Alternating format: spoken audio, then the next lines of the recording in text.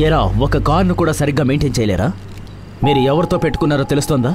విషయం గనక బయటికి తెలిసిందో ఎవడు ప్రాణాలతో ఉండడు. అన్న 10 నిమిషాల్లో అక్కడ ఉంటాను. వచ్చి చావు.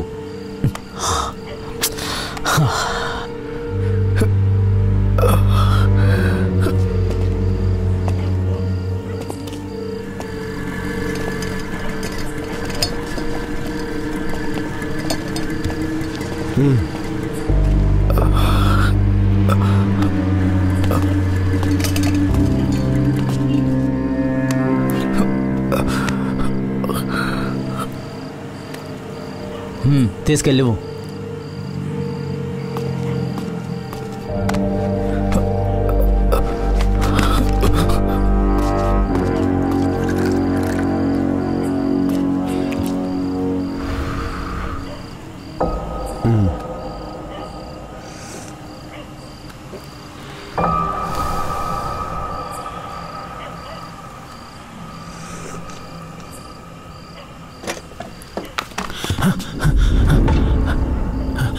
అన్నా వాడు లేడు ఇక్కడ.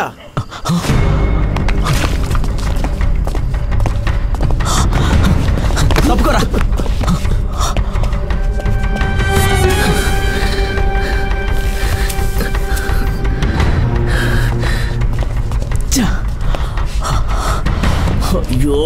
అన్నా చర్చలా కొట్టావనా? ఎక్కడికి వెళ్తాడులే.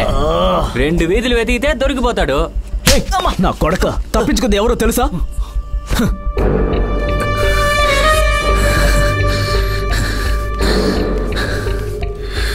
ఈ ప్రపంచం ఒక్కొక్కరిని ఒక్కో కారణం చేత పరిగెత్తిస్తుంది.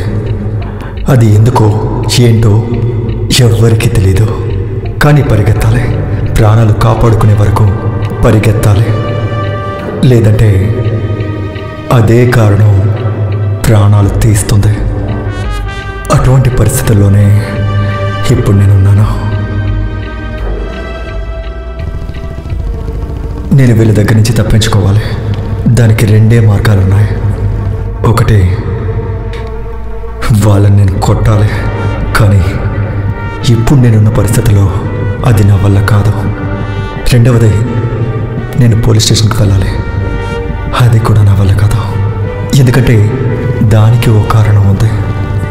ఆ కారణమే నన్ను ఈ పరిస్థితికి తీసుకొచ్చింది. నా పేరు Vikram, inspector D3 station, Nidadavolu.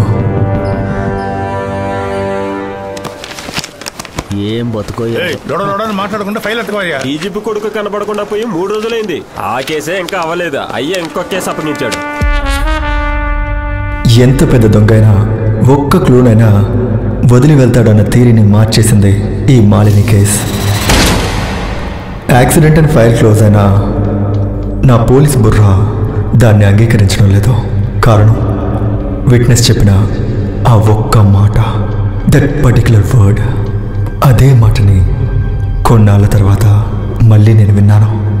కానీ ఈసారి జరిగింది యాక్సిడెంట్ కాదు. శంకర్కు నందినికి ఏ సమస్య లేదు సార్. Nandini school teacher. వాళ్ళిద్దరూ సంతోషంగానే గడిపారు సార్. వాళ్ళ జీవితంలో శంకర్ అన్న చెల్లెల గురించి వచ్చిన గొడవలే అదే నందినికి వచ్చిన మొదటి అనుమానం. నువ్వు కావాలంటే చూస్తూ ఉండు. ఏదో ఒక రోజు ఒక చిన్న కుర్రను తీసుకొని తన పారిపోతుంది. అది మనసులో పెట్టుకొని నడుచుకో. ఏ లక్ష్మి, 6ంటికి చివరి బస్సు. పాపం సార్ ఆ అమ్మాయి వస్తూ పోతున్నప్పుడు మా ఏరియా కుర్రవాళ్ళు ఏడిపిస్తూ ఉండేవాళ్ళు సార్. ఆ అమ్మాయి కనపడకుండా పోయిన రోజు నేను అప్పుడే ఫోన్ చేసి లేచాను సార్. అప్పుడు ఆ అమ్మాయి ఫోన్ చెవి దగ్గర పెట్టుకుని విచిత్రంగా నడుచుకుంటూ వెళ్ళిపోయింది సార్.